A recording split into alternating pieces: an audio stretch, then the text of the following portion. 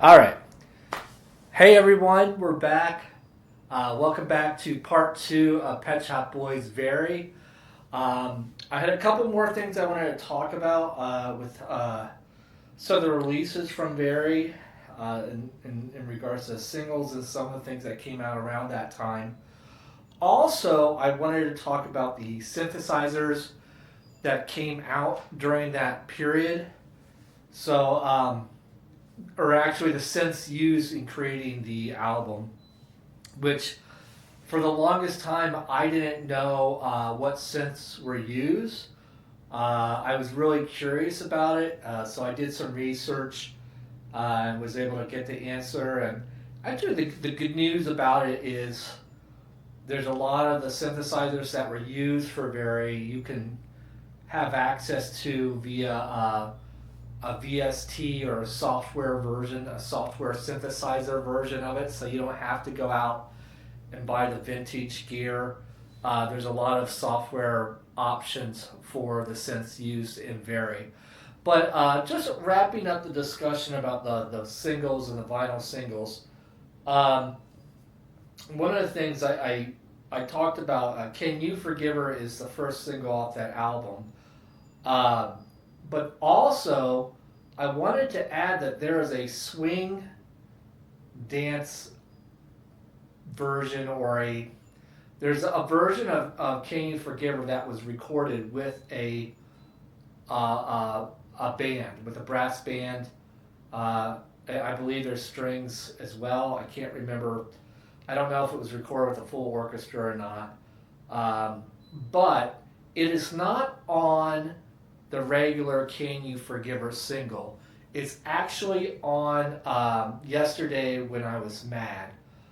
And that could be the CD single. It is not on the vinyl version, at least that I have. I don't know if it was released on vinyl, to be honest. But I do know it was released, I think, in the US, maybe, but also on that European CD version of Yesterday When I Was Mad. But I don't know if that's available for download. It probably is somewhere. But it's a very cool rendition. Um, they also did another song, which I assume they recorded during that same session, that had a band, and that was the B side called "If Love Were All," I believe, which is the B side, one of the B sides of um, Yesterday When I Was Mad. And I believe that is a cover song as well. Um, the Pet Shop Boys have always been trying different things out. You think of them primarily as an electronic band, but they've done songs for musicals, they've done songs for silent films, they've done songs. Trying to think what else. They've done songs for a lot of things, but ballet. But they've also recorded like orchestra songs. Matter of fact, the B side of "Was It Worth It" is called "Overture for Performance." At least one of the B sides, and that is a basically an orchestral version, an orchestral mega mix of Pet Shop Boys songs prior to 1991, which is freaking amazing. And so obviously they like that brass sound. They like orchestras. And Chris Lowe used to play trombone, so I could see why they like that. It would be awesome if there was a Pet Shop Boys album or a release that contained, their greatest hits done by a big band. I don't know if that'll ever happen, but that would be super cool. But yeah, so I wanted to talk about that version of "Can You Forgive Her," which is not on the vinyl version, unfortunately. But some of the other songs that came out around that era, um, actually, I have a mini album called "Relentless" came out. I'll show you a picture of it. This is a reissue of it.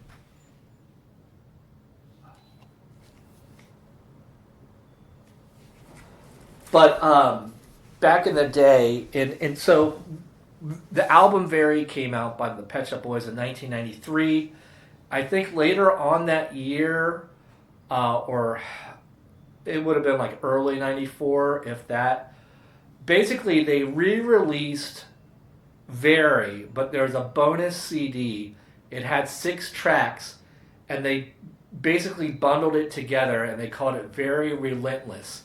And I remember at the time, you could buy it on CD. It was a CD pack of the two. And I remember at the time, I did not purchase it because on the sticker, on the cover, it says from the upcoming album, Relentless. And so I thought, well, I already had the album Very. I'm not going to buy it again, especially if this is an upcoming album. So I didn't buy it in 1993. And what I didn't know is there wasn't going to be a forthcoming album called Relentless. That was it, the 6-track EP. And so I didn't buy it until a few years later. It was it was limited. It was hard to find. But I didn't buy it until like 1996. It was or maybe 96 or 97. I was in a record store in Finland, of all places, and they had Very Relentless there. So I decided to shell out the money because I figured, by this point, the album after Very, called Bilingual, was already out. So I figured Relentless was not going to come out. So, but Relentless is basically a 6-track EP. I'm going to tell you the names of the tracks, but it's more of a kind of more experimental, longer, not like 3 or 4 minute songs. We're talking 6 or 7 minute songs. Some are very dancey, but the first song is My Head is Spinning. Second one is Forever in Love. Third is KDX 125. And then on side B, number 1, We Came from Outer Space. Track 2, The Man Who Has Everything. And track 3, One Thing Leads to Another. I love Relentless. I think it's a great song. I remember listening to it on my little CD Discman player when I was in Finland. Some are more experimental, almost like instrumentals, but they've got samples playing. I like Forever in Love. One Thing Leads to Another. The last track is a freaking amazing song. So I love this album. I think Neil Tennant has described it as kind of like when they released, I'm trying to think of the album. It was in the 2000s. Their big like dance album that had like Fluorescent and a couple other tracks. That was kind of Love as a Bourgeoisie concept.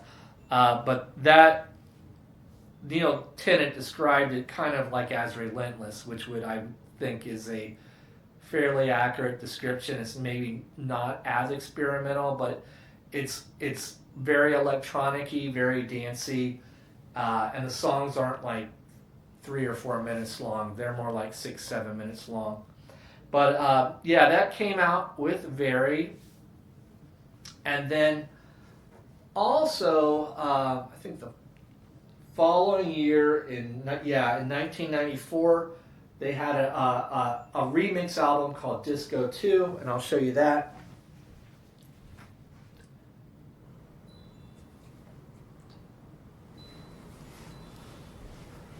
So Disco 2 is a follow-up from Disco that came out in 1986, I believe. Maybe 87, I can't remember. But Disco, the first Disco album was a 6-track EP, I believe, that basically contained remixes from the Pet Shop Boys' first album. Disco 2 basically has a lot of remixes from um, Vary, but it also contains remixes from Behavior. And then it also has remixes of Absolutely Fabulous, which is a dance track that the Pet Shop Boys made. Uh, it was like a fundraiser thing in Britain, like a comedy fundraiser. It raises money, but it's based off of a TV show called a British comedy TV show called Absolutely Fabulous. Um, Now, what makes Disco 2 unique compared to Disco 1? Disco 1 only had like remixes, but the songs were not mixed together. On this, Disco 2, the songs are mixed together. They're beat mixed together. So that makes it, I think, pretty cool. Some of the mixes, I think, on their own aren't that great, but when you hear them mixed together, it kind of I think it's more enjoyable that way. So let me talk to you about the track listing here. We have Absolutely Fabulous, the Rolo R Tribe tongue-in-cheek mix. Rolo, again, the person who did the remix of Can You Forgive Her, or one of the people that did the remix, who went on in 1995 to do Faithless with Insomnia and all sorts of songs.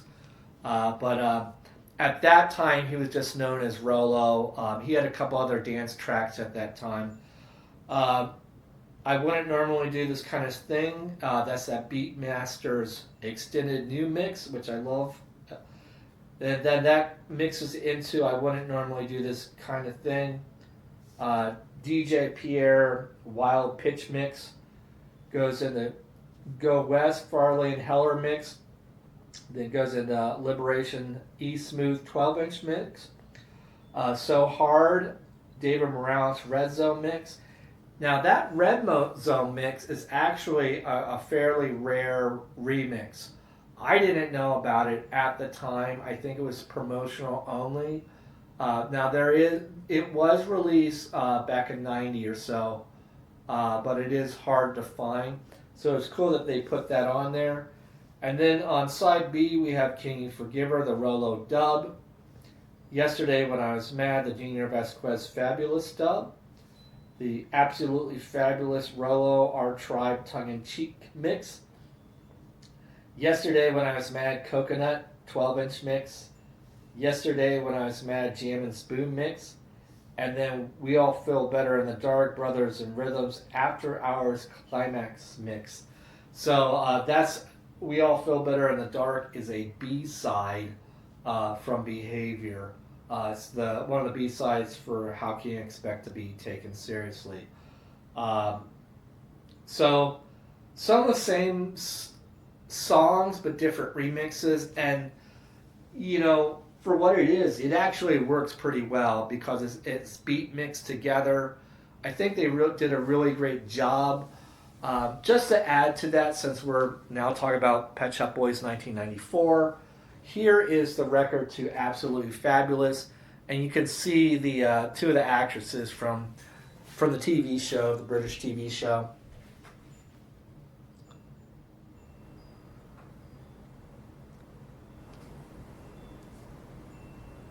That's the back. So this is 1995 Spaghetti Recordings, and it's side A is Our Tribe tongue-in-cheek mix. A2 is Absolutely Dubulous. Side B is a 7-inch mix, and then side track B2 is the Dual Soulless Dance Music mix. I used to love this song when it came out. So it's a very dancey track. Yeah, and so the sale of this single will be donated to Comic Relief. So Comic Relief was a fundraiser. This music will be used to fund projects in Africa working on long-term development relief and in the UK projects that benefit older and younger people who are homeless, disabled, and have problems with drugs and alcohol. So This was primarily a fundraiser record, but they did record a music video to it, and it had the two female characters from the TV show dancing with them, with the Pet Shop Boys. I like the video just because it shows like the Pet Shop Boy gear. They have like a wall of samplers and synthesizers, rack mount synthesizers, which is really cool. So, speaking of synthesizers, let's talk about some of the synthesizers that were used in this. I did not know about this until years later. I was just curious about it, and I Googled it. So there is a article on a audio magazine where it interviews the that came out in 1993 when the album Very came out. But they interviewed the, I think, two producers or the engineer and producer of Very. I cannot remember their names off the top of my head, but they told about the equipment used for Very. And so I've got my little list of equipment used. But one of the things that they said they used heavily was the Yamaha TG500. And so I don't have the Yamaha TG500, but I have a scaled down version of it, which is the Yamaha TG55. And which is this, both the TG500 and the TG55 are rack mount synthesizers. There might have been, I think there may be a synth version of at least the Yamaha TG500, but a lot of that stuff, rack mount synthesizers were very popular back in the day, especially in the 90s.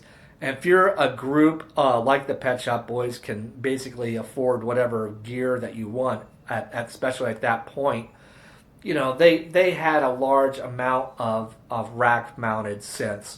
And if you if you look at the cover for the 12-inch of DJ Culture, there's like racks upon racks behind the Pet Shop Boys in front of some turntables. And I'm sure that was their gear. But from reading this article, I know that they used a lot of strings from the TG500. So I'm just going to talk about the TG550, why I ended up buying it. I bought it it's a fairly recent purchase. And why would anyone buy this synth, in 2026? I didn't have any of the early 90s Yamaha synthesizers. After reading about the Pet Shop Boys and Very, I was curious about the TG series. So I saw one online. I saw a fairly good deal on it. And it came with a bunch of sound cards. So back then, and I think this is also the same with the Korg M1, which we'll talk about. But that back then, it would take two cards. One was a waveform card, and one was a voice data card that you put into the synths. They slide in to give additional sounds as opposed to just the factory presets. But yeah, I'll talk about it. Nothing super special about this synth, but it still has some great presets. This one is GX Dream.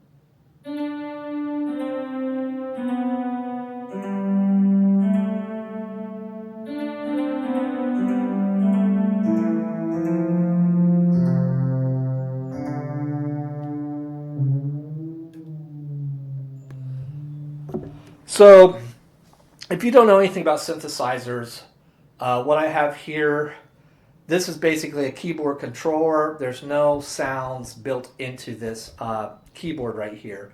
I basically have wires called MIDI cables that go to the rack mount synthesizer, the TG55, which contains all the sounds. So instead of having like keyboards upon keyboards that just take up a ton of space, the rack mounts were very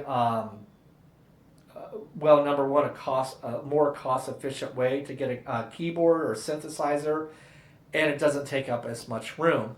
And when you could just have one keyboard that you can access all the other rack mounted synths. This is before the time of software synthesizers.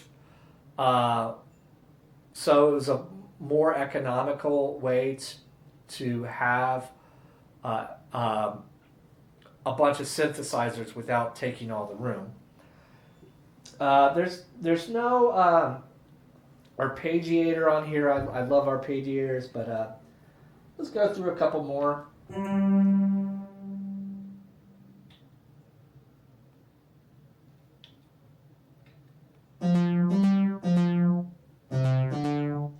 The song's called Groove King.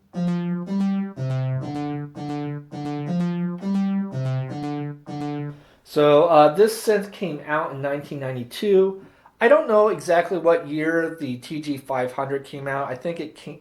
It was, well, it had to have been around 92 as well because Very came out in 93.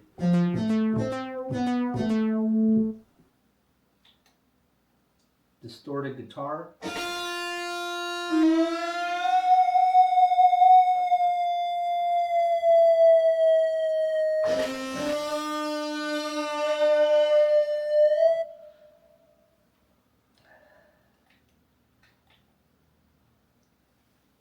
Zanier bell.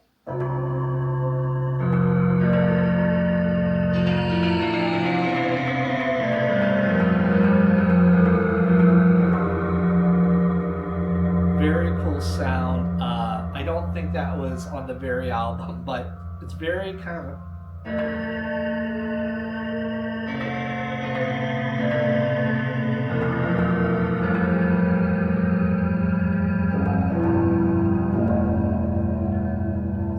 Sounding.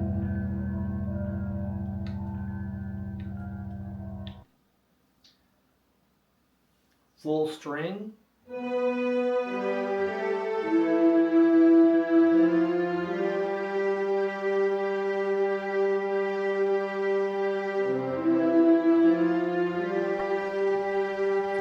And actually, I could definitely see, in terms of 1992 technology, that is a really good string sound, and I could see why the producers of Very like.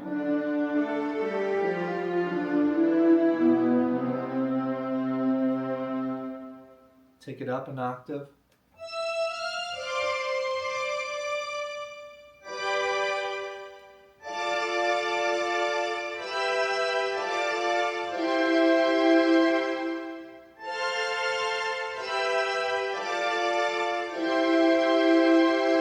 So yeah, it definitely has strings. I've got so the cards that have some additional strings, and I've got brass, and then synthwave, and I have not gone through all those cards, but I found a good deal, and it came with a bunch of cards, so why not, you know?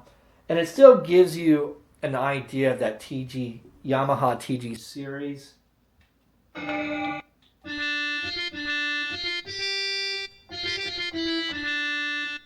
It's called Jazzman Classical Piano.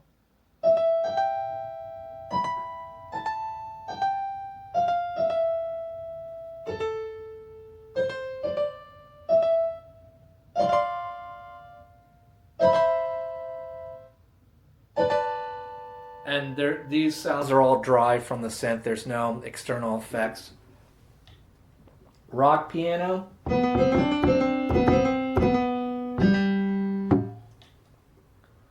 DXE piano. So Yamaha is well known for creating FM synthesis, especially with their first big one that's well known is the Yamaha DX7 that came out in 1983. So that's where that DX sound or name is coming from. But here's the piano.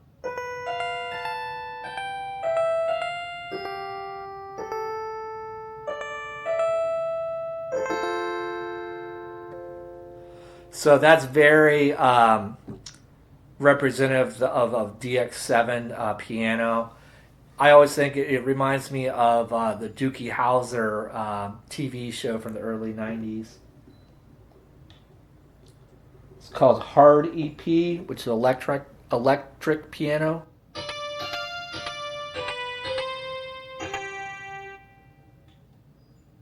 Cry Clav.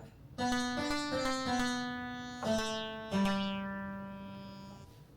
see what else we can. Warm Oregon. Let's try that.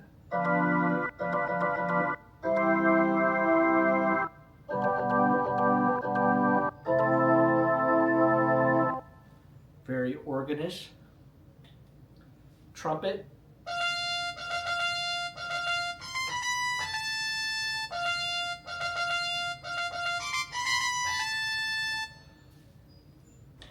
So, I mean, there's nothing like super special. There's some nice presets though on it. Keep in mind this is basically a rompler, so it's using samples um, that from the early '90s. Um, I think one of my favorite romplers of that time would be the Emu Proteus One. I love that synth. It reminds me of earlier Pet Shop Boys as well as early New Order and electronic, which I'd have to see. I have it, but I've had issues with it working.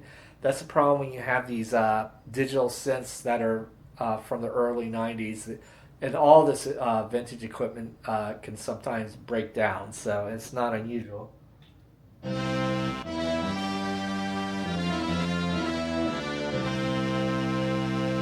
It's called Big Band.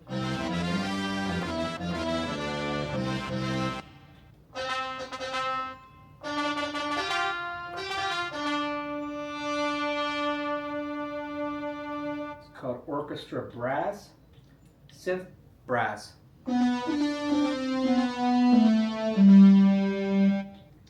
So we'll keep on going through here. Synth bass. Let's hear this. Okay, so this is actually a very famous Yamaha preset that's on some of the other Yamaha synths at the time. But this synth bass is pretty famous. It's in a lot of songs, especially from the early '90s.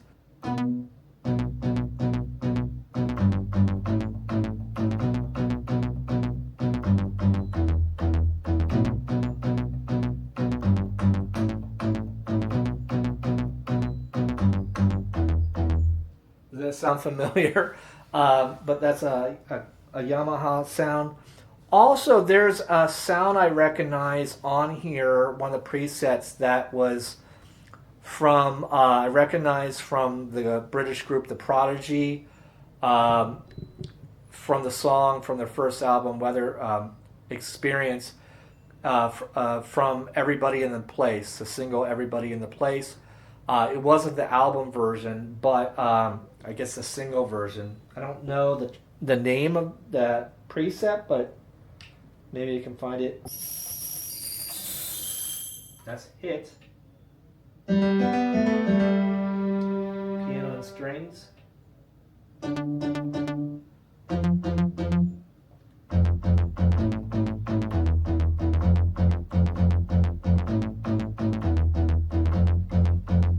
That's Sin. Bad Bass. That's the name of that.